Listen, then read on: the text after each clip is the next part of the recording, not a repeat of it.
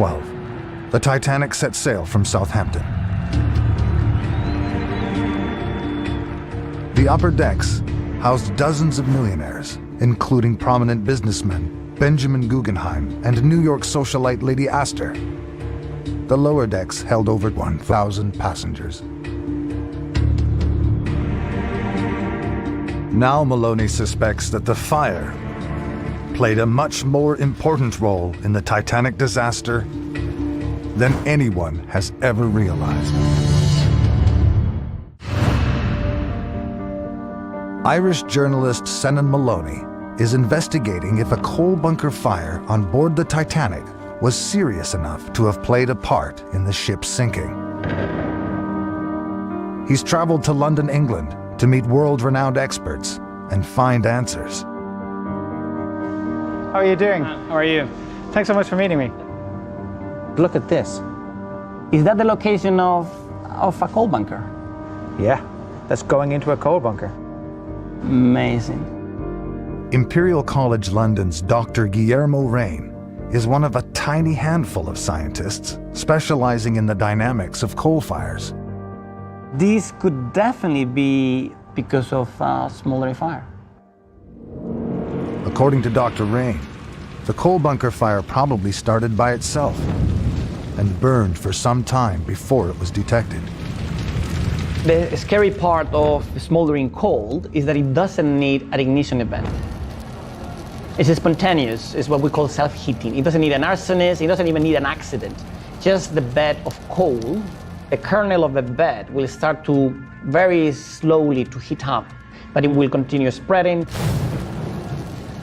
So when someone detects a smoldering fire in a big bed of coal, the fire has been going on for days for sure, weeks probably.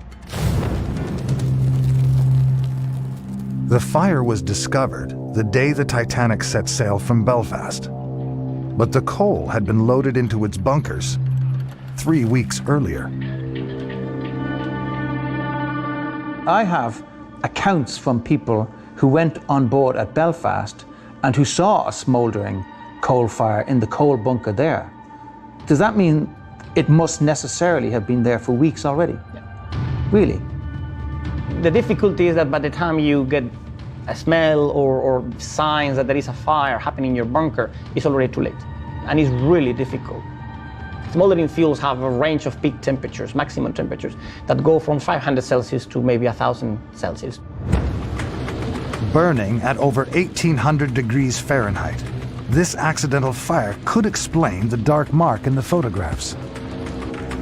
The bunker coal was stacked directly against the hull and a watertight internal division called a bulkhead. Both were critical to keeping the ship afloat. Exposing them to the extreme temperatures of a coal fire was incredibly risky.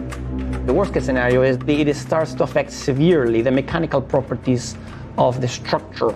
It's a design flaw. It is a design flaw. Let's put it this way, I would not go into a ship that I know there is a smoldering fire inside. So why did Titanic's owners send their ship to sea with a major fire below decks?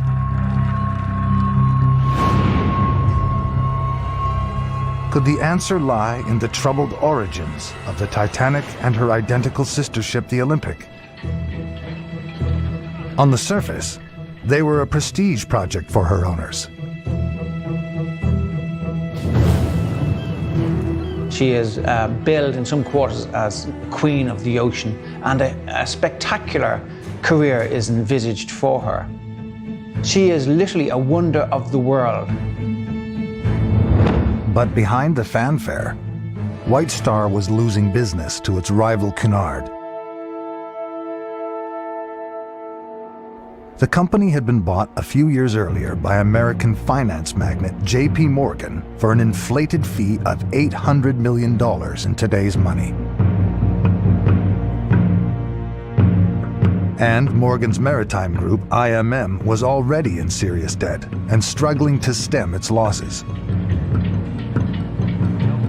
White Star's chairman, J. Bruce Ismay, was under pressure to construct a new fleet quickly and pull in profits from the transatlantic passenger trade.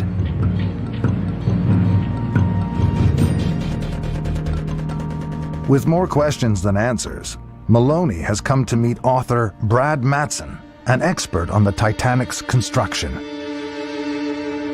I didn't look too deeply into the coal bunker fire because most people were dismissing it. Now that I hear that there may be some new evidence, I am very interested in looking into it. Wow, I've never seen these photographs. No, this is completely new. Brad sheds light on the owner's decision to set sail with a dangerous fire below decks. The commercial urgency that was driving the White Star Line was driving them to cut certain corners that they didn't necessarily have to cut in order to get these ships to sea right away. The firm of Harland and Wolff designed the Titanic here at the drafting room in Belfast. On several occasions, White Star Chairman Ismay responded to budgetary pressures by amending their plans. There were reductions in the scantlings and the dimensions of the steel, the number of lifeboats, and a number of other aspects in the construction of the ship. To ensure the length of the According to Brad Matson, his research at the Harland and Wolff archives revealed that the chief designer, Thomas Andrews, was forced to cut the number of lifeboats in half and reduce the width of the hull's steel plating. very tight. Thomas, do not overbuild.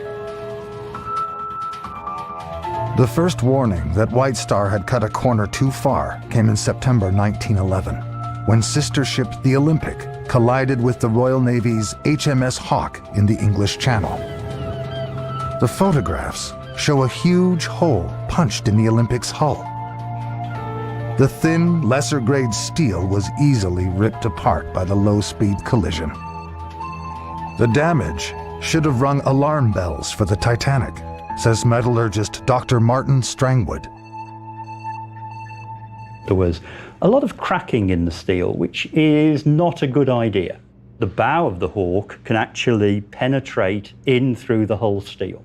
And if, as an engineer of that time, you were looking at pictures like this, it's showing that the steel has a capability to fail in an impact. Intriguingly, Dr. Strangwood also says this impure, lower-grade steel doesn't cope well with exposure to extreme heat. The steel should be resistant to the effects of a fire as much as possible. So you want the cleanest steel possible.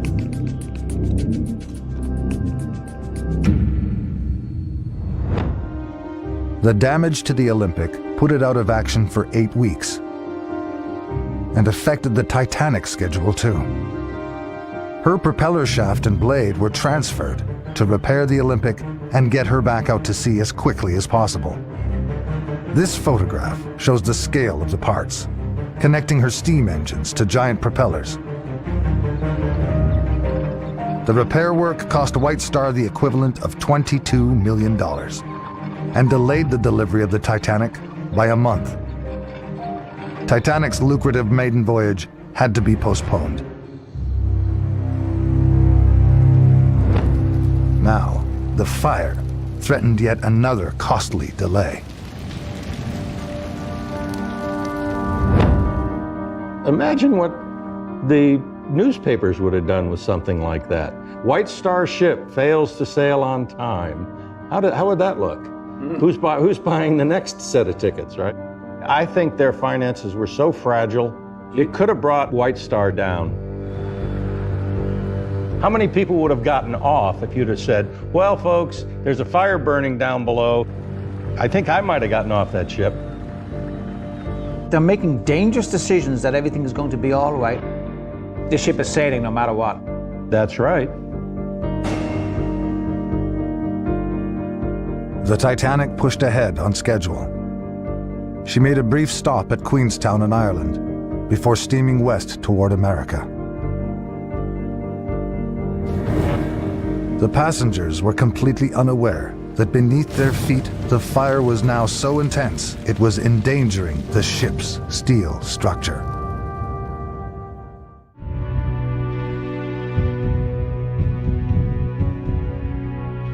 The Titanic is now just under 3 days from New York.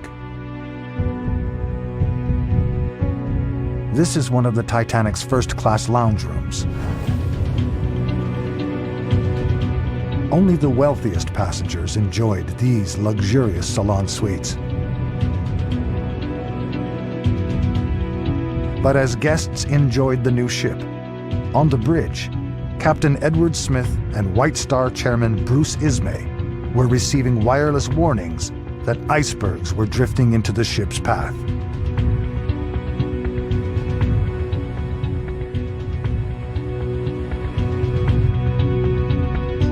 And the Titanic does not have enough lifeboats for everyone on board. According to Ismay, the ship's watertight internal bulkheads make the ship its own lifeboat and practically unsinkable. He believed she would always stay afloat long enough for help to arrive. The passengers' faith in his promises will be cruelly betrayed. At just before midnight on April 14th, 1912, the Titanic steamed into an iceberg at full speed.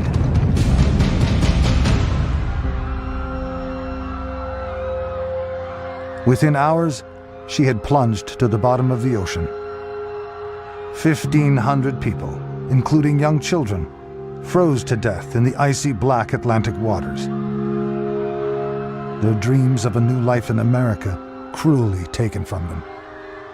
Just 600 passengers and crew scrambled onto the woefully few lifeboats and survived the horror, many haunted by the screams of those left behind.